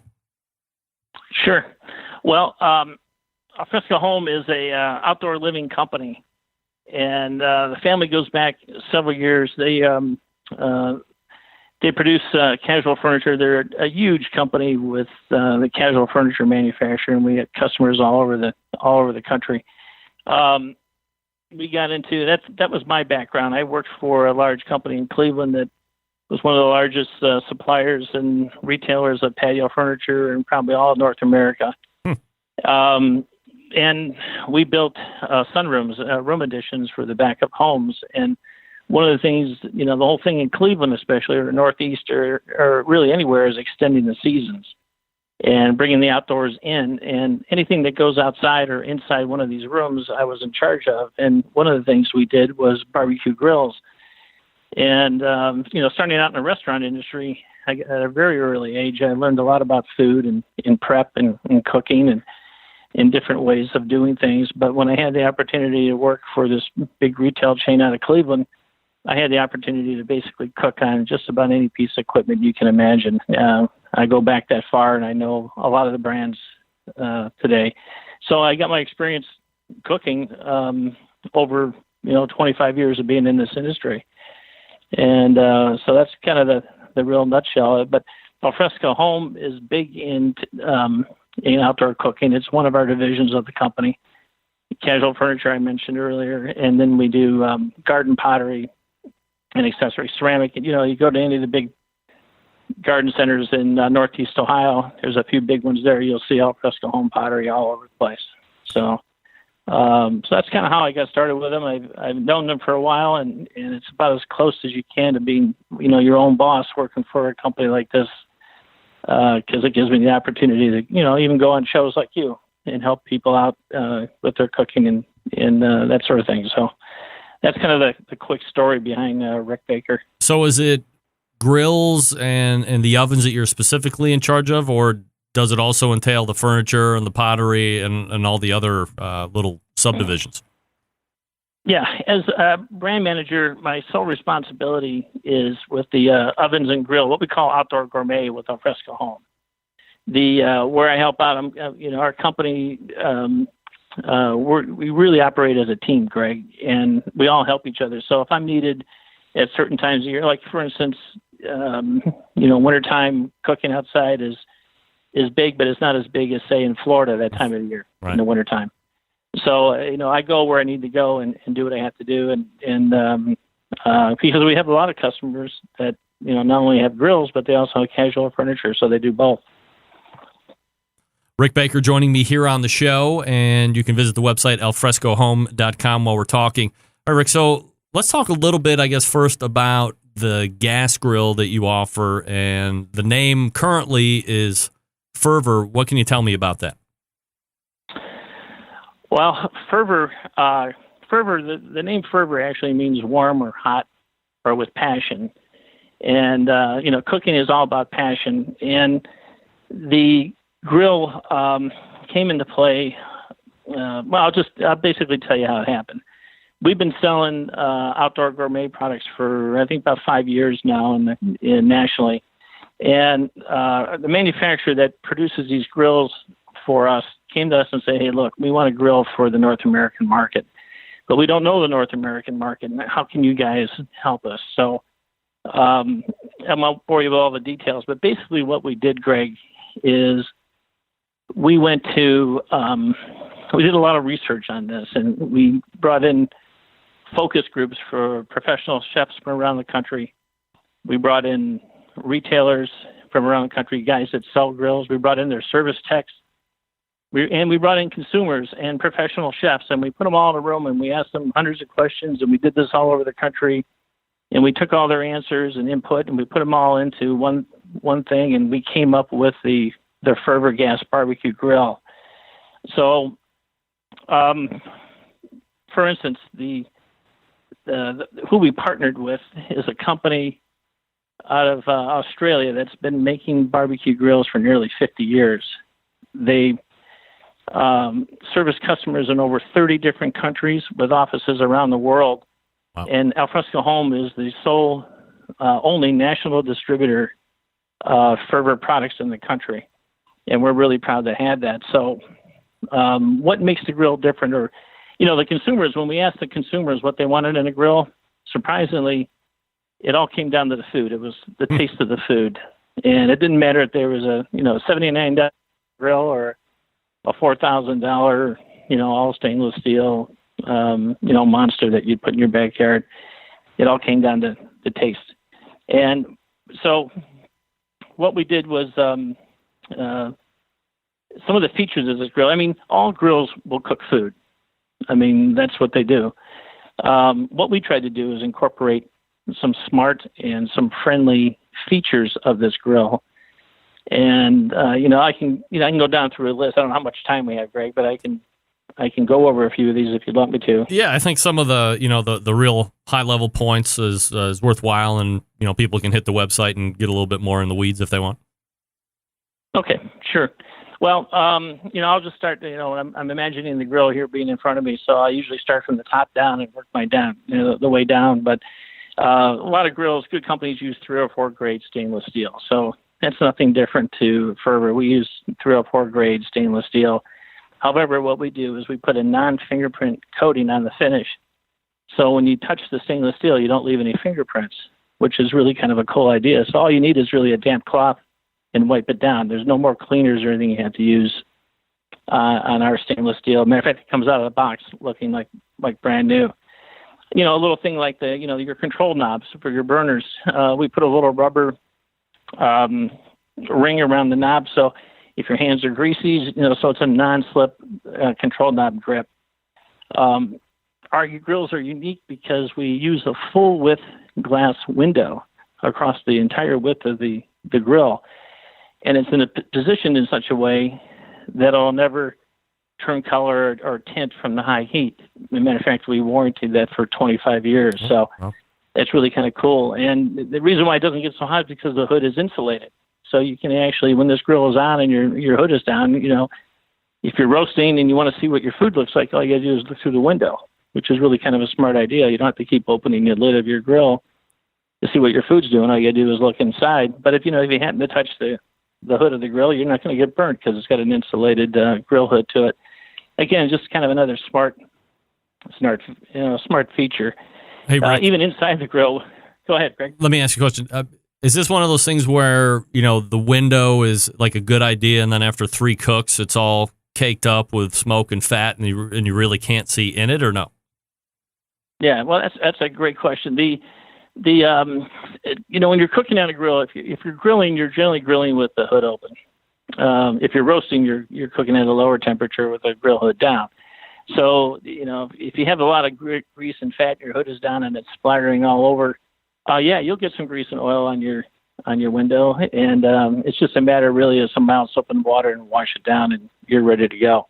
So, I can show you pictures of grills that are 8, 10, 12 years old, and the glass still looks like new. So, it's really cool. It's because it actually sits about 10, 11 inches above the grill grates, so it's less likely to get a lot of splatter. But it does, and you can certainly use it and not worry about it. But it's just kind of a smart idea to see what your food's doing without keep opening the hood. What else did I do for you here? Even inside the grill head, we even put the same finish that's on the inside of your oven, your self-cleaning coating, is that we have a patent on it. It's on the inside of our hood. So if you get a lot of splatter and buildup, you can close the lid, turn it on high, let it cool off. It'll burn off, and then let it cool off, and just wipe it down with soap and water, and your inside of your grill head looks like new. Oh. It's really a neat feature that we put into there. We even put a bottle opener on this so you can open your favorite beverage. Most grills, expensive grills, will have like a rear burner for if you're going to use it for a rotisserie. Mm-hmm. We use a infrared stainless steel wire mesh rear burner, so you never have to worry about. So a lot of companies use like a ceramic brick. Yep, it kind of looks like if it got wet, or if it was raining and it got hot and you put some water on it, it would crack, or you moved it around your deck, you could break it. You never have to worry about this breaking. It works every time, which is just kind of a cool feature. You got positive ignition systems, so you can always light it. There's no battery that you have to worry about, and you can turn the knob and click it, and boom, fires right up.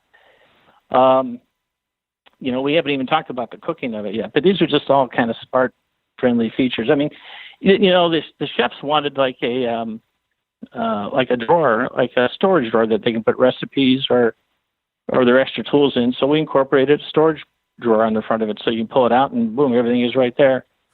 Rick, a lot of people are always interested in like grill grates themselves. What kind do you use? Is it like a coated, or is it a raw? Like what's unique about your grill grates? Great question. The part of our research included we called over 300 restaurants across the country, nice steakhouses, names that everybody knows, and our professional chefs, and 98% of the restaurants in this country cook on cast iron grill grates. That's what we use. It's simply the best cooking grate out there. And why? Because it retains its heat. It holds its heat. Matter of fact, you can get cast iron up to 5 times hotter than stainless steel. You get even heating. You don't get cold spots. You don't get hot spots. It's kind of like grandmother's, old cast iron skillet. They've had them for 30 years. So we took the professional chef's advice, and we only cook on cast iron cooking grates. And we do coat them with a matte enamel porcelain finish for longevity. And really all that you need to do is when you're done cooking, burn them off. A light scrape with your grill brush, and we'd recommend a little coat of cooking oil on it if you're done. And that's all you have to do to maintain the cooking grate. So we use cast iron. Really ask any professional chef, and they'll tell you the same thing.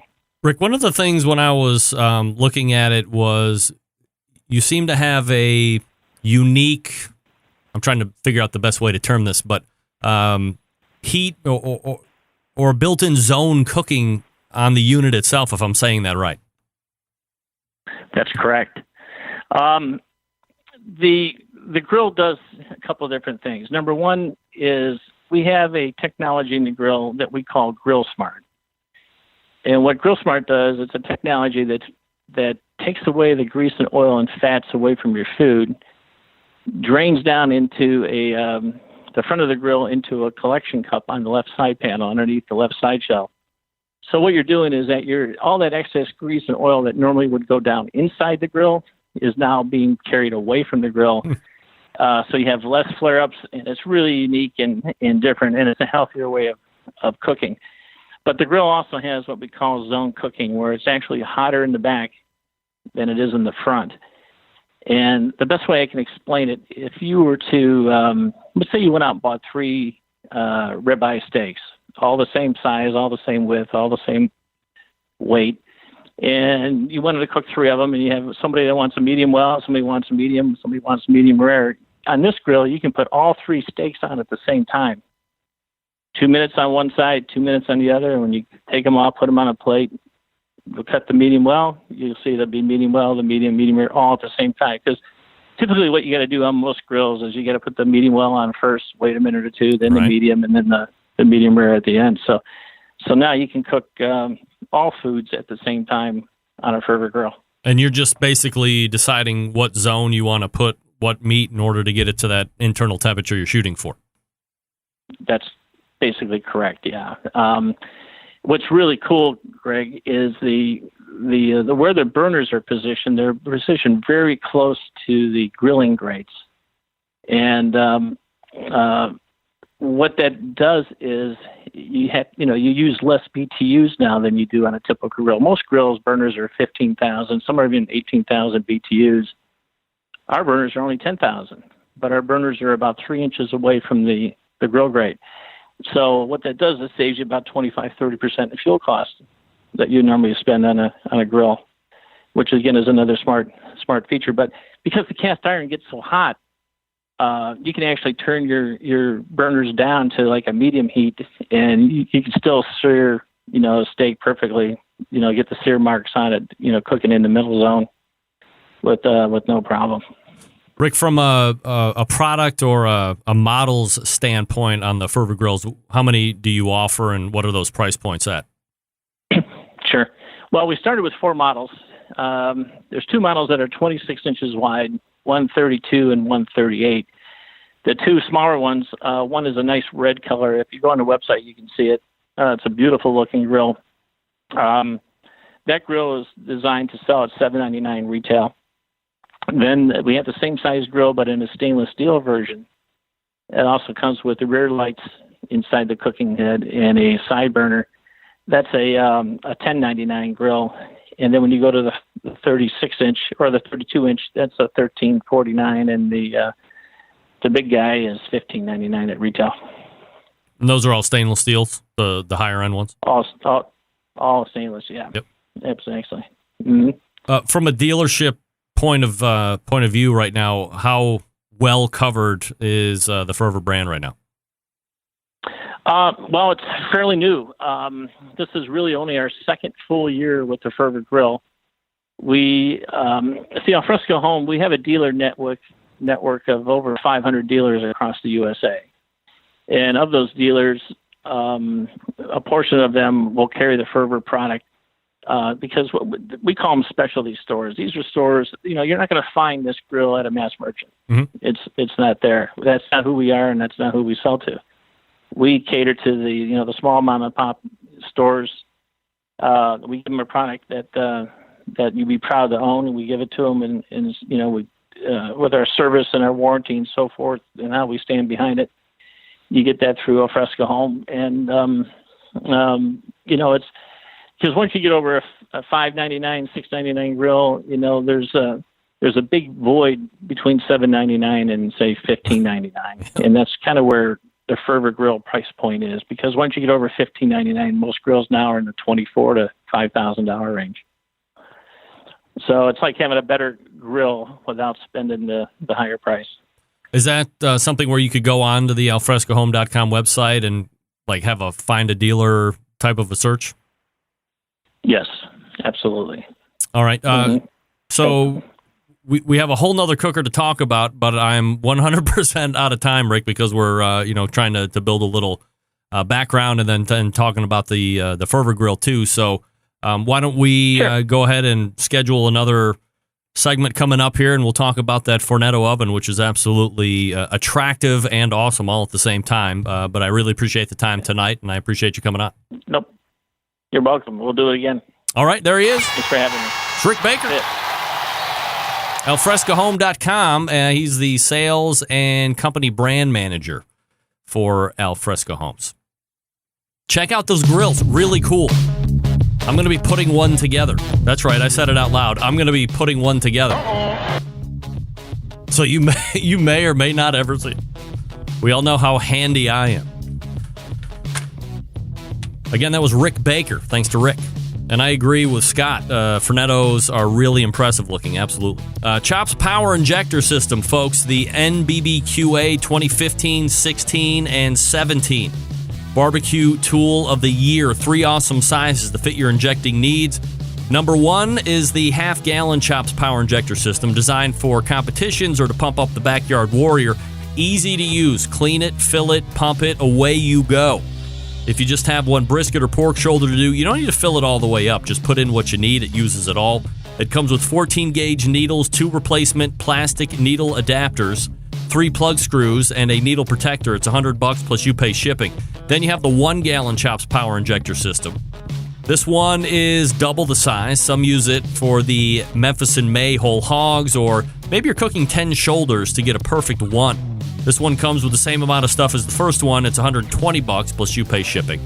Then you have the Chops Full Power Injector System. It's electric and is the commercial and competition Big Daddy. It's not a holding tank this time, but a 3.5-foot pickup tube that you can put in any size container from a few ounces to a 55-gallon drum. It was designed for Chef Rob at the Best Barbecue Restaurant in Kansas City, and he has said time and time again that with the Chops Full Power Injector System, his briskets are better than ever. It comes with metal needle adapters, 14-gauge needles, 3-inch 12-gauge needles, 2-inch 11.5-gauge needles, 3 plug screws, and a needle protector. It's $325 plus you pay shipping. A number of the top pit masters in the country use the CPI system every day to make their barbecue better than the rest, because here's the deal. We live in a foodie world that now requires flavor in every bite. This is how you do it, and do it fast. And it's not just for meat. How about an alcohol-infused watermelon? You ever heard of Hairy Buffalo? This is the way you can do that. Every injector hand-assembled right in Kansas City, Missouri, USA. Visit the website, barbecuekansascity.com. That's BARBEQUE, barbecuekansascity.com. Chops Power Injector System. Give your barbecue some power.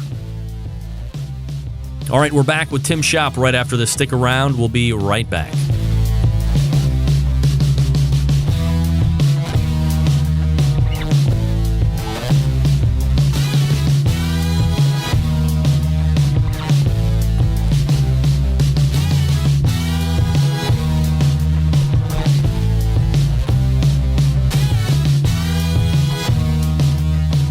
Continuing to produce incredibly mediocre content in an exceptionally professional way.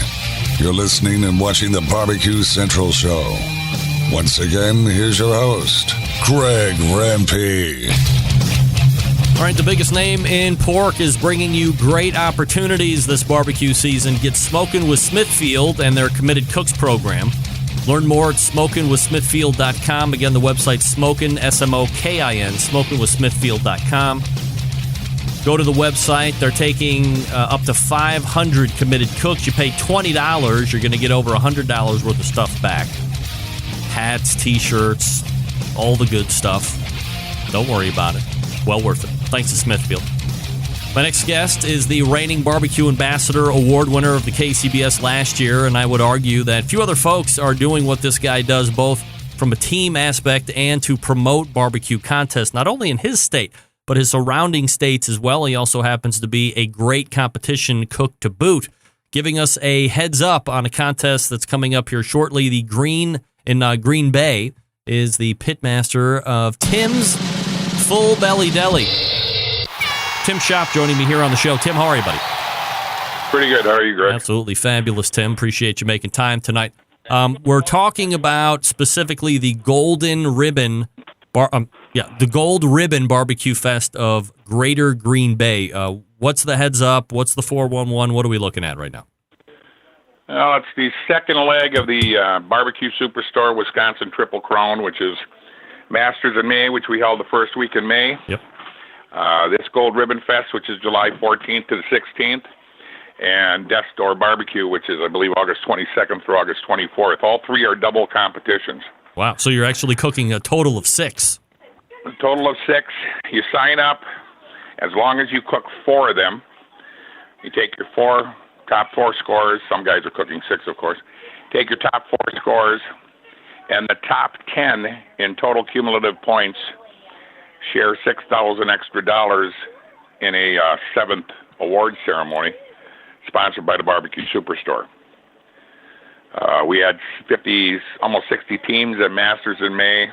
Wow. Green Bay is starting to look like it may be the biggest comp in the upper Midwest.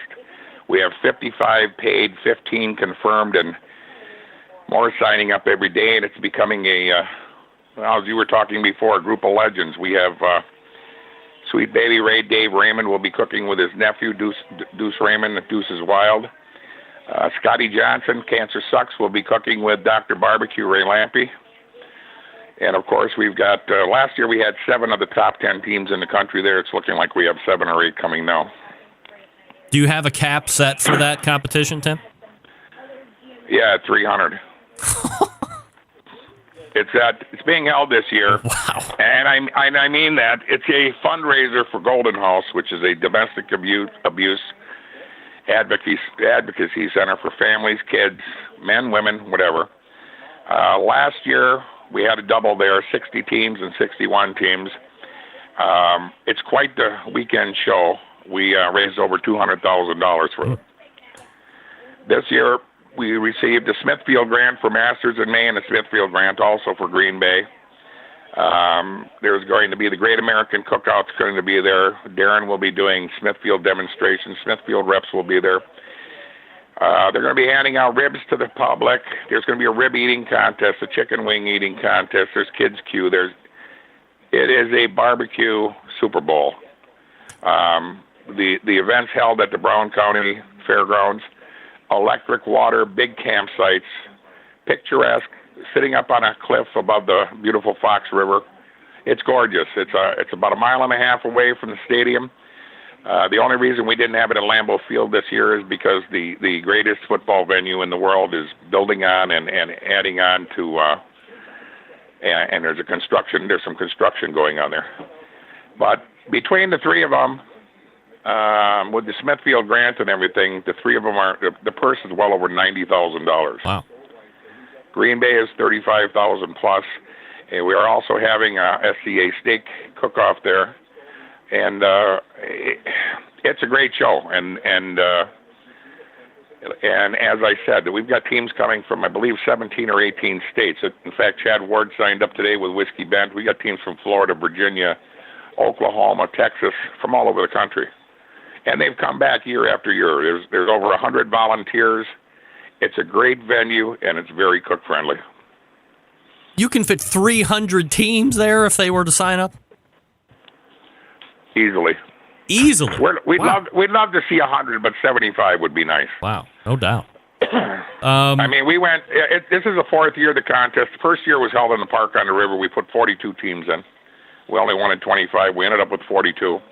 The next year, the first year at Lambeau Field, there was a single contest. We put in 81 teams. Wow. Last year, we put in 60 and 61. And like I said, we're already at 55 paid. I believe we're going to hit 80 teams by the time it's done. Wow. Easily. What's the thought, and I guess does it coincide with this, with the whole championship that you've put together to do each contest as a double?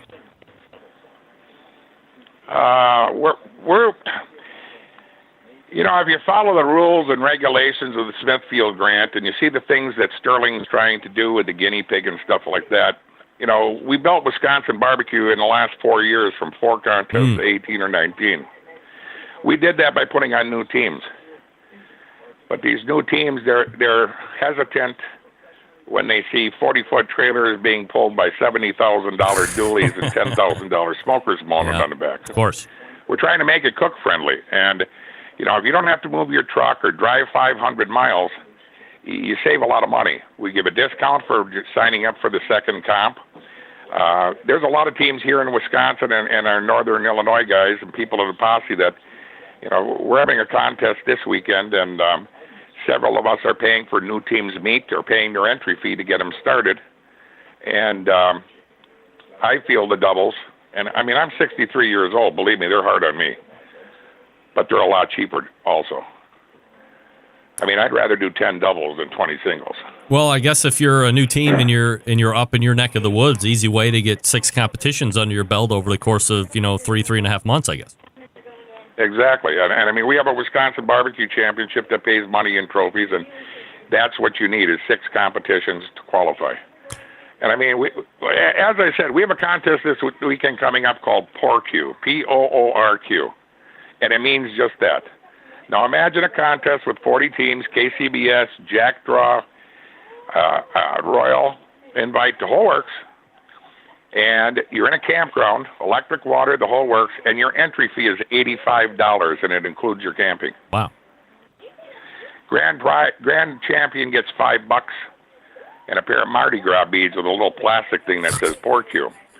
But how this was set up 8 years ago was to team professional cooks who want to come in and go for the draw with brand new teams and put them side by side and mentor them. And we've had years where it's 50-50, and these new teams get to talk to the guys that are winning every week and competing every week. And it's drawn a lot of brand new teams and brought a lot of new teams into it. We have a culinary college in Appleton, Fox Valley Technical College. They bring 4 groups of chefs, and they cook in it. And that college has their own barbecue team. It's all about trying to get the new cooks, to keep the sport going. You know, the Smithfield grant, the money has to go to the competitor. You have to pay down 20% of your field. There's places still paying grand in reserve and in the top 5. Masters in May, we had 60-some teams. We paid down to 15th. Now, you think about the 5 or 6 cooks that were there, brand new cooks, that got their name called and got a little check. Mm-hmm. We had a team, and I don't want to name him. He's been a kid who's come to our classes. He did his 3rd comp. He won it. He got a call, a top 10 call. He sent me an email 2 days later and signed up for 3 more comps. And that's what we need. I mean, if we're not going to bring anybody fresh in here, it's going to die, Tim Schopp joining me here on the show, pitmaster of Tim's Full Belly Deli. Tim, aside from doing the great work that you do, putting on competitions, you've having a fairly decent competition year yourself as a team. How are you finding the 2017 season unfolding for you and the team right now? Well, our average for the first six comps, we're doing better than any other year. We don't have a grand or a reserve yet. We've got a couple of 3rds and a 4th and a 5th, and a few category wins. It's the age-old problem, people complaining about judging. The judging up in the Midwest, you can't buy a 180 or a 700 up here. It's kind of tough. But I think we're going to have a great season. I see scores coming up. I see a lot of new teams that we mentored in the past that might just kick our ass this year. But that's what this is all meant to do. I always said if this isn't going to be fun, I'll quit. I can go cater. I can make more money catering, more money vending, or feeding my neighbors. But it's a lot of fun. The family atmosphere, the camaraderie is great. If you've never done a Wisconsin comp or an upper Midwest comp, you talk to somebody who has. Luke was up in Chicago with us 2 weeks ago. He had a great time. First time in Illinois. Travis Clark Club's coming up here. We make it fun. We make it a full weekend. If Tim has piqued your interest and you're ready to make the trek up to Green Bay, the website is greenbaybbq.com to sign up for the Gold Ribbon Barbecue Fest, correct? Right. And Greg, you can sign up for $100. That's and it. You can bring a check with you. All right, $100. Not $250, not $350. I'm telling you, you sign up for $100 and bring a checkbook with you or your debit card. I think they're 25 by 50 sites. Basically, it's a fair park. Trees, grass, beautiful roads, electric water. Everything is there, and it's all ours. Sounds like a fabulous venue. Again, the website, greenbaybbq.com. Might have 80 teams by the time it's ready to kick off, and it's thanks to Tim Schopp of Tim's Full Belly Deli. Tim, always appreciate the time, man. Thanks for coming on. Thank you very much, Greg. Appreciate it. You got it. There he is. The reigning barbecue ambassador for the KCBS. And that's why, I might add, it's not up there. Is that Skype thing up there the whole time? Nobody's going to tell me that? I agree with, I disagree with Scott. I think Poor Q is a great concept as well. Never mind, that's a joke. I can't agree with Scott twice in the same show. The world could literally blow up. And I don't want that to happen. So, all right, let me play clock catch up here and talk to you quickly about Cook Shack. They manufacture smoker ovens for barbecue lovers with any amount of experience, whether you barbecue in the backyard, on the competition circuit, or in a 5-star dining facility. Cook Shack has the unit that will do the job. And with a full line of barbecue sauces, spices, pellets, and wood chunks, it's the perfect one-stop shop. Cook Shack strives to be your barbecue resource center by offering cooking classes, online recipes, how-to videos, 2 blogs, smoking, grilling 101s, and a video cooking classroom. Check out their website at cookshack.com or follow them on these social media platforms: Instagram, Facebook, YouTube, Twitter, Pinterest, Google+. Get advice or share your passion for barbecue on their world-class barbecue forum. Cook Shack pellet-fired smokers are the choice of champions because they were designed by a champion, Ed Fast Eddie Morin. The FEC 100 and PG 1000 always customer favorites. The PG 1000 can double as a smoker and a grill, low and slow, hot and fast. The pellet grill line gives you the most for your money. Cook Shack residential smokers are the #1 smoker in the industry. That's right, I said it. The #1 smoker in the industry. High quality means high durability and versatility. Anything you can cook in your oven, you can make in a Cook Shack. Passion and dedication drives Cook Shack's manufacturing, with quality always being the top priority. Get the best in barbecue since 1962. Call 800-423-0698. That's 800-423-0698, or visit their website, cookshack.com. That's cookshack.com. All right, thanks again to Tim Schopp from Tim's Full Belly Deli. Again, it's the Gold Ribbon Barbecue Fest for Greater Green Bay, and the website is greenbaybbq.com. That's greenbaybbq.com if you're interested. He said $100. You don't even have to pay. Just sign up on the website, bring your checkbook or debit card when you show up. You can pay, and you're off and running. Again, part of the, is it the Wisconsin Championship, sponsored by the Barbecue Superstore, but there's 3 events, and they're all doubles. So you cook at the Green Bay, at the Gold Ribbon Barbecue Fest, you're going to have 2 competitions under your belt by the time the weekend's over. All right, we're back to wrap the show right after this. Stick around. We'll be right back. Whole packers, full racks, legs and thighs, injecting butts. If you've never heard this before, you might think you found the best XXX show ever. Let's get back to the most homoerotic host out there today, Greg Rempe. This segment being brought to you by the National Pro Barbecue Tour, presented by Sam's Club. 31 cities, $500,000 in cash, eternal bragging rights if you win the whole damn thing. This weekend, the 2017 Pro Tour rolls into Harrisburg, Pennsylvania for a qualifier that is local. To get more info on the tour, register your team to compete if there's still open spots, or to check results. That's what I do. You can visit kcbs.us/Sam's Tour. That's kcbs.us/Sam's brbqsauce.us/Sam's Tour. All right. Let's go ahead and make tracks out of here. All the way back in the first hour, we talked with Paul Schatte from Head Country. Headcountry.com is his website. We will talk to him next time about competition barbecue, all the way back in the 90s to present day. We talked with Mike Lang.